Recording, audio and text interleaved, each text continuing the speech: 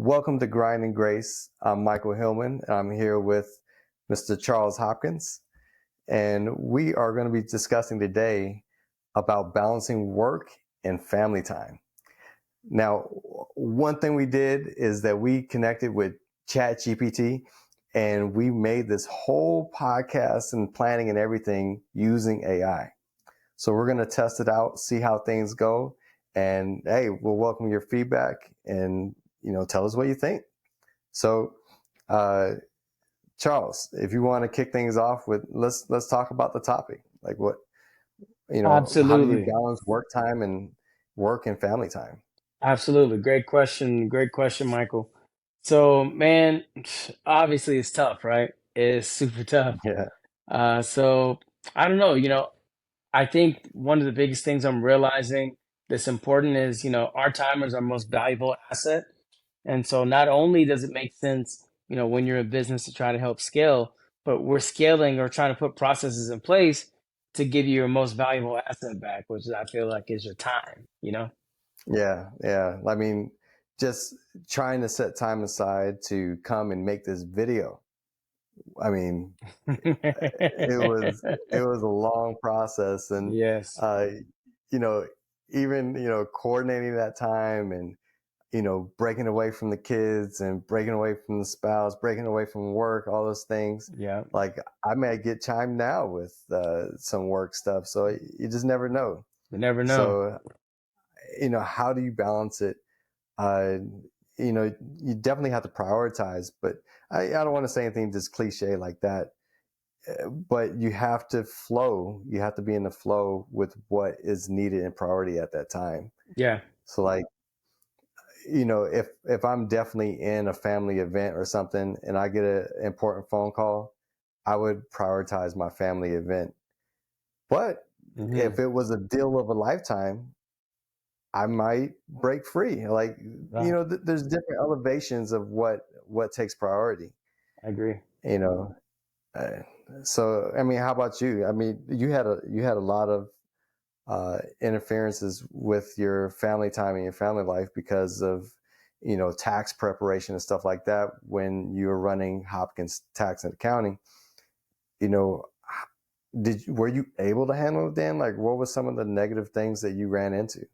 Oh man. So as an accountant earns 70% of their revenue in the first 4 months in the year. So Hmm. 70%. And in that it's kind of like you have to get it while the getting is good. You have to go out and harvest during harvest season. Otherwise, you're going to lose out. So, the average accountant can spend anywhere from, 13 to 18 hours a day, even during tax season, at the most extreme. But I like during tax season, I never worked less than 12 hours in a day, and that was almost every single day. I got to a point Yeah, where on Sundays, I'd say, okay, I'll let this be my Sabbath or whatever, but there was no balance.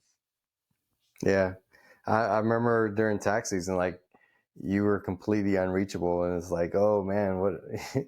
I haven't talked to my dude in forever, man. Like, Yeah, what's going on? yeah. Uh, I like as far as me, like my time constraints have never been as bad than when I was starting the company.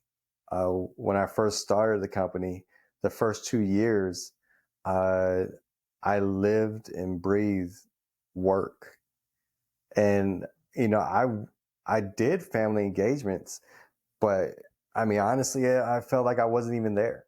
Mm, Mentally or physically, I was there, but mentally, I was putting things together in my head, like, okay, I got to do this, I got to do this, and I look back at photos and I see myself there, but I have mm, no recollection of actually being there. So, mm. I mean, I don't know. Can you relate to that, or is that is Oh that just yeah. me? Well, yeah, no. Mine is a little bit even worse, unfortunately. Like I'd see so many photos on Janelle's phone. Like we'd be looking at. We do this thing. We'd like get together as a family. We all start looking at past videos, and we put it on the Apple Mm, TV. And so Janelle starts showing me all these photos of her and the kids. I'm like, wait, where did you guys take that? Or where was that at? Like, where was I during any of all these wonderful places? like it was tax season. And I'm like, dang. Oh man. Yeah, literally. And I felt like I traded my life with the people I value the most in this world for a client that probably still upset that, that I didn't Yeah. do something exactly the way that they wanted it done, and I'm just like, all these sacrifices you make, are you putting your most valuable investment with the people you care about most? Yeah. Man. I mean, I completely agree. Uh, I just don't know if that's avoidable when you're first starting a company. I agree. And I can't even recommend uh, what somebody could do to say, hey, well, if you're starting a business, no, because you have to treat it like it's your little baby. Hmm. It is part of your family, Yeah. and so it's not something that you can avoid or say that it's you can't treat her like an employee. Where employee you pop in and pop out. Uh, Hmm. Charles, I think I lost your video. If you can come back on. So anyway, I just keep talking about it and see until you get your video feed fixed.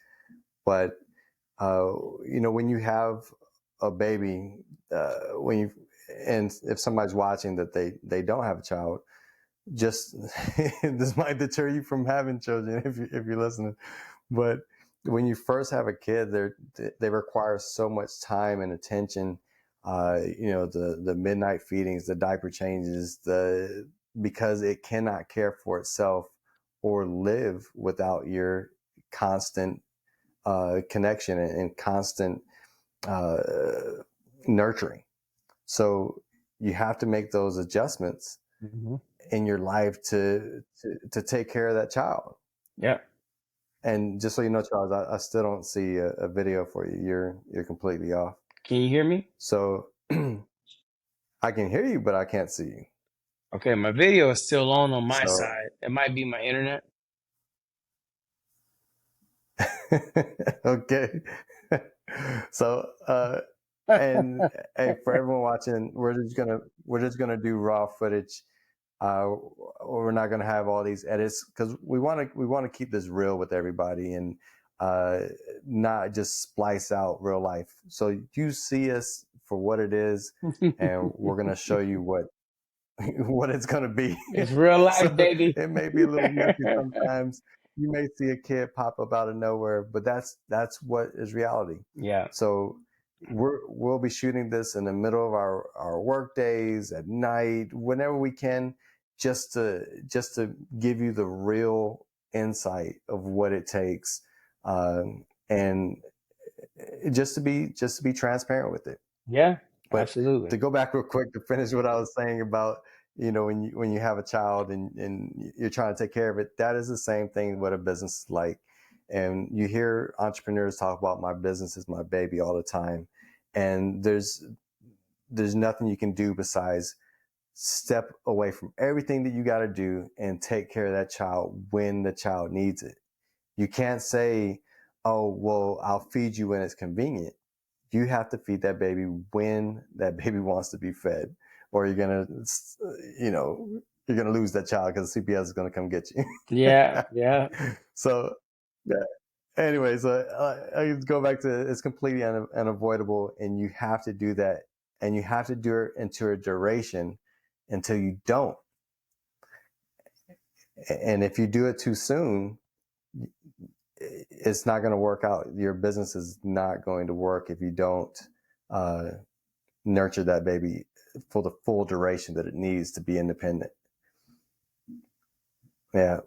I agree with you So 100%. anything you want to add to that? No, you're exactly right. I think that even goes back to I saw this interview with Elon, and he's on this panel, and they're asking him, they say, "Hey, Elon, if somebody needs encouragement starting a business, what would you tell them?"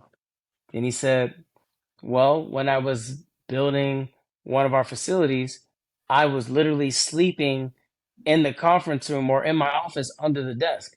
And his desk was a see-through Yeah. office, and his team members can walk by and actually see him sleeping. But he said that's what it takes. He would have to work 18-hour days sleep on the ground just to get a charger and wake up because he's on a mission to get things going. So you're exactly right. He said if anybody needs encouragement to start a business, I don't think that they should even start. You're gonna have to have a drive, is what he was saying. Yeah. I mean, in most cases, I would deter people away from starting a business. Um, Hmm. we were talking earlier about the good days, the simple, easy days back when we just had jobs. Yep. We've known each other for a lot of years, so when we had jobs, we would, the evenings were ours in the most part, unless it was like a critical deadline at work. But the evenings were ours, Yep. and the weekends were ours, and we could do whatever we want, game Hmm. nights, etc., travel, and you didn't have the pressures of owning a business. So, I mean, on this channel, we're business owners, and that just tends to be the way that we lead. But anyone who is uh, on the edge or grinding towards success in their jobs, through their careers as an entrepreneur, freelancer, whatever it is, this is all applicable to those people. Yep. I mean, I guess it wouldn't be applicable to somebody who is, uh, you know, as I say, we were when they're employees, when the evenings were ours. I wasn't on the grind at my job. I was just getting a paycheck, Yep. trying to progress if I could, but it wasn't really like the forethought, Hmm. the forefront of my mind to like, oh, I gotta work 20 hours a day just to get ahead in this company. Hmm. It wasn't anything I could do. Hmm. Yeah. Yeah. So hopefully your video is still working on the recording side, but No, it is. It hopefully it does. still posts the video. It will. It will. Yeah. Yeah, they told me about how this thing works. So yeah, you're good. It's still doing it. So it's still off you this whole time. Yeah. Well, that's good. That's good. I hope it works out. This is our first video. I don't know what order it might be posted. It could be posted as number 10, but Yeah. this is actually our first video. So thank you for watching. If you made it this far, go ahead and click that subscribe and hit that like button so that, we can get this started. And we appreciate you for watching.